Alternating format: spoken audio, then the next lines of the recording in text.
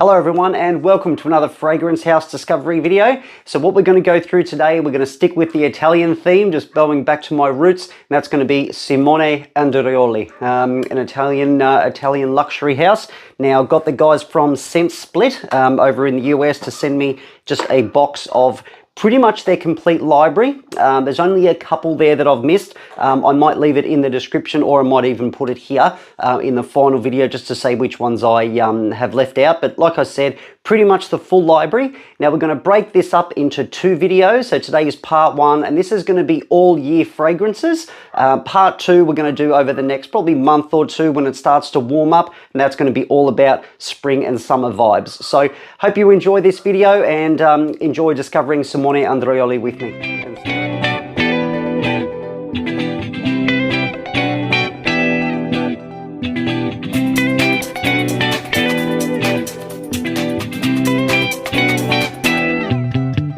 Okay, now I've been fascinated with this this house for a little while. They do stock it here in Australia exclusively to Oligarch, here in Melbourne. Now I know that I've only tried two of them. So Rose of a Dangerous Flamenco, but that was about 4 years ago. I absolutely forget how it smelled, and it isn't in this lineup. And also Sunplosion, and I know that had a little bit of a mango touch to it, but like I said, years ago now. So we're going to go through this it's a good 11 fragrances that I'm about to go through in this video, the all year fragrances, based purely on their name, not their notes. I haven't looked into the notes at all.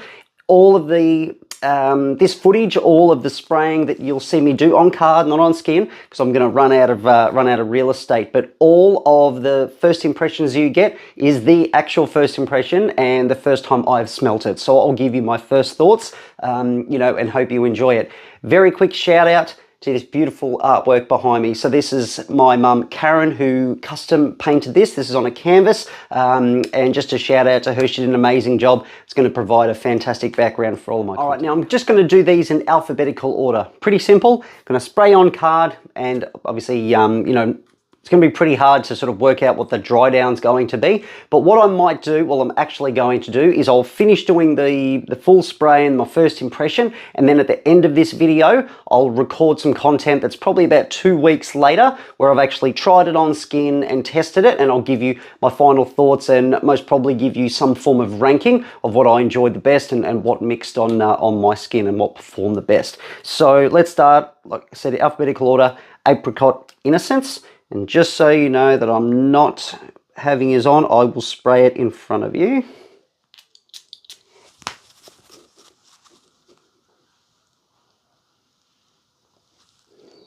That's fun. That's very fun. Very light, very sweet, very fruity, absolutely. Can play unisex. Yeah, look, this is like a very fun, casual. I'd love to see how this plays on skin. It's very citrusy. You could obviously 365. This may even, sort of play more towards that spring summer vibes in part two, but I wanted to put this in, just to see what it'd be like. Yeah, so look, that's really fresh. Yeah, so apricot, probably bit of mangoes. That is that other fruit that I reckon I'm picking up in there. But there's definitely a few others. But that one, fruity, fun. Yeah, definitely play unisex, but yeah, nice one to get us started. All right, next up, so this is going to be Born from Fire.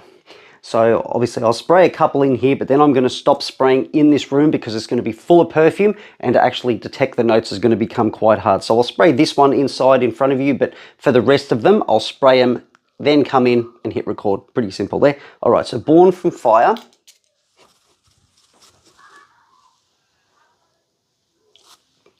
Oof, yeah. Look, it's got some sweet touches. Yeah, look, musky. Yeah, just that linear musk, I reckon that'd mix really nice with skin. It's got some sweetness in there. Not picking up a lot of, like those heavy notes, like a heavy patchouli. I'm not picking up, heavy incenses or anything like that. There's a, touch of floral in there, but it's not too strong. If anything, there might be a little bit of jasmine. I'm not too sure, but going from card. But yeah, look, lovely. I reckon, Unisex again, because all of these I know, you know, from what I've read here and there is, you know, a lot of these play unisex, but I reckon this would be really lovely on a woman. This would be a very nice office scent. You could, you know, dress this up a little bit as well. But that's nice. That's really subtle. But yeah, like it's not as fiery as what that title makes it out to be. So very nice. I definitely wear this, and I definitely, you know, get, you know, females wearing this one as well. So that's Born From Fire. Next up, so this is going to be Don't Ask My Permission. If I'm purely going by this title, this is going to be a little bit risque. This is going to be, you know, a little bit rogue. But as I said, I'll spray this one on, but I'll start spraying them outside the room.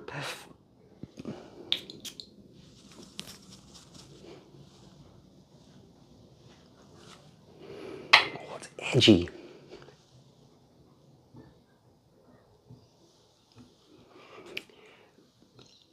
I don't know if I'd wear this as a man, but I'd love to smell this on a woman. Absolutely. So yeah, so look, there's some freshness in there. There's got a little bit of like, there's some floral trying to come through. There's some sweet freshness coming from a fruit. But that is lovely. I reckon if there's a fruit god, it's going to be like a berry-like sort of quality, you would think. Not cherry, but something just a little bit, you know, easy and subtle. That's great. That's like, I got a lot of power. If you're a woman, I reckon that'd give you a real confidence boost. So Don't Ask My Permission. Yeah, look, that's got some good vibes about it. It'd be very interesting to see what that does on skin, if it gives off a more musky vibe, and it's got a bit more boldness, but it's quite light on card. So it'd be interesting to see how that goes. All right, so next up, so this is Eterno. Very powerful. All right, so that is definitely like a leathery one, definitely some oud in there, there's pepper. It's got a lot of royal oud vibes from Creed. So, look, man, that has got a lot of pop to it. So that on skin, man, 2 sprays, I reckon that is all. Look, possibly in an office setting, but it need to be a big office. This, I reckon this would be like a room filler. Very peppery. This black tie, you know, yeah, leather couches, candlesticks, you know, that sort of thing. You know, dim lighting, you know, finger food. That's what I'm thinking. Yeah, but whew, that is definitely the strongest so far, but definitely leaning masculine. This has no feminine quality whatsoever. I don't think this is, you know, something that you'd wear, but this is not a casual wear. This is definitely an event fragrance. So that is next. So this is Mandorla Del Sud.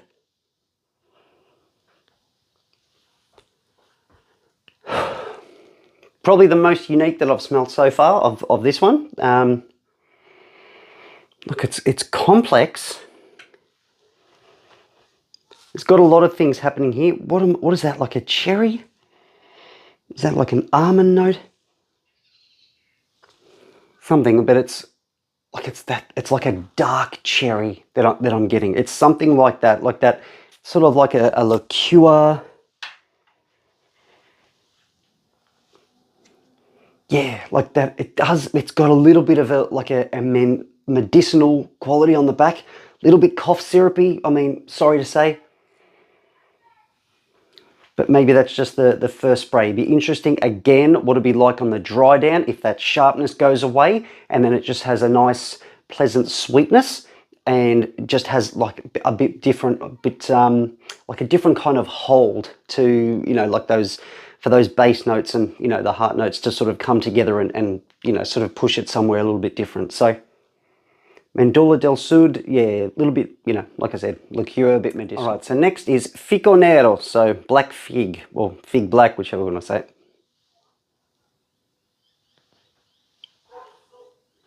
Yeah, it's definitely on that darker side of fig. It's not sort of bright and citrusy and have other things playing with it. It's, yeah, it's toned down, and it's got a little bit more mystery to it. So yeah, look, it's got some sweetness. Look, what am I picking up on the back there? Is it some kind of ambery quality just to give it like that sugary touch? but there's something sort of like holding it, like, you know, sort of like that freshness of a fig mixed with other citruses would sort of play out, but you can sort of, it's sort of coming, it's being pulled back with something, whether that's a pepper or a leather or something like that, just holding onto it. But the fact that it's doing that, it's giving it a nice masculine touch. So I do like that one. So yeah, collared shirt to wear that one. But yeah, that Fico Nero is actually next. So this is Pacific Park.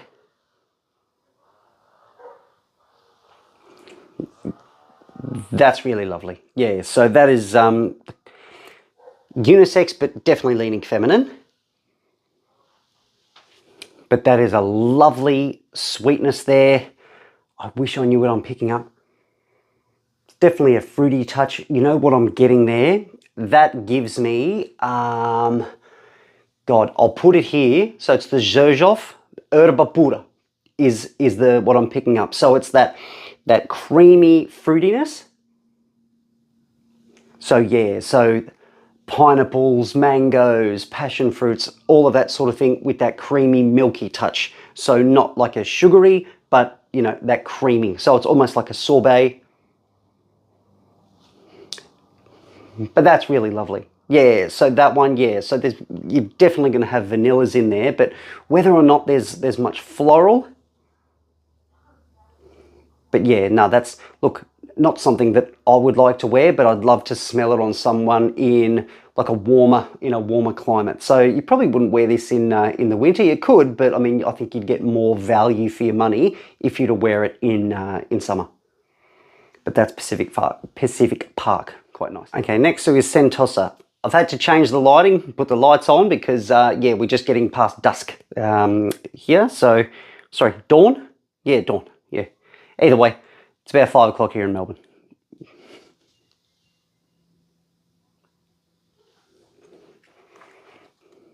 So this one has got your spices. This is warm and spicy. Yeah, there's a touch, there's a hint of sweetness on the back. I'd love to know what it is, but whether that's coming from something fruity, but it's definitely not, it's not a vanilla or anything like that. Maybe a sweet floral.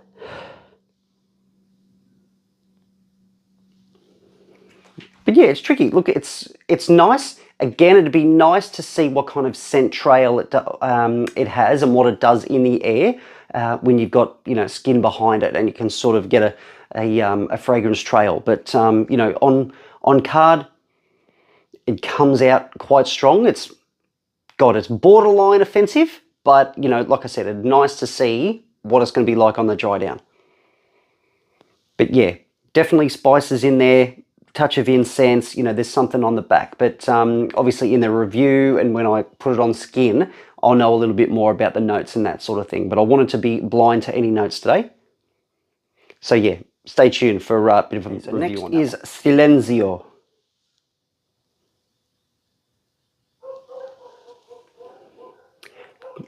It's very modest, yeah, quite a humble one. There's nothing really popping out of this one. If anything, it's it's a little bit herbal. It's playing close to the card. More of an aromatic.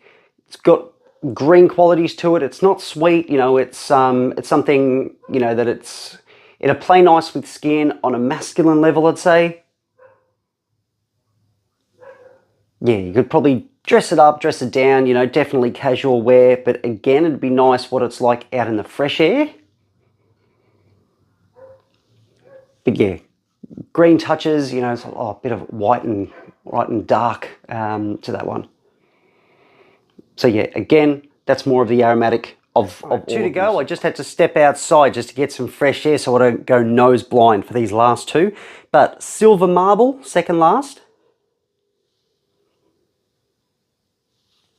That's beautiful, that one. So that one's got some green Irish tweed vibes about it.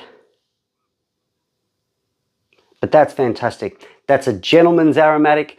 Not too heavy on the vetiver, I don't think. There's definitely going to have that, like those grassy, those leafy looking green notes to it.